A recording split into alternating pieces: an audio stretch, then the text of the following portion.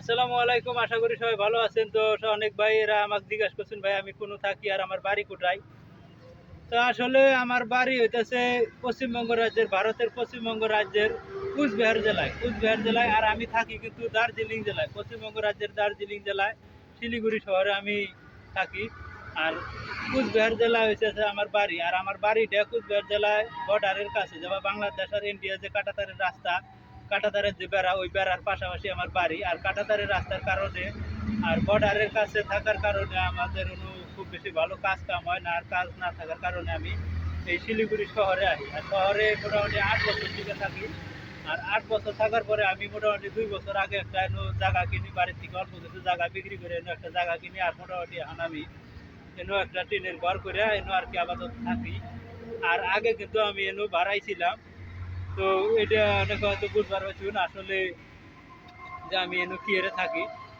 আর আমি এই হরেক মালের এই যে চুরি মালা, ফিতে, এগুলা মণিহারি, হরেক মালের আইটেম এগুলো কিন্তু বিক্রি করে অনেকে জানুন। এটা আমি ভ্যানের মধ্যে নিয়ে ব্যবসা করি। তাই এখন আমি আমার বাড়ি থেকে মনে করুন যে শিলিগুড়ি টাউন থেকে যে বাগডুগরা যাওয়ার যে রাস্তাটা, ওই রাস্তার মেন রাস্তায় আর কি সাইডে একটু দাঁড়াইছি। আর দাঁড়ায় আমি ভিডিও করতেছি। আর থেকে আমার বাড়ি থেকে কিন্তু এই মেন রাস্তা থেকে এসে সামনের দিকেই 1.5 কিলোমিটার যান নাকি আমার বাড়ি। আর আমি হিলে এখন মোটামুটি আরও 4 কিলোমিটার দূরে যাবো। 4 কিলোমিটার দূরে যায় আমি দোকান করবো। আর এইরকম প্রতিদিনই আমার জান লাগে, তারপর দোকানদারি করো লাগে।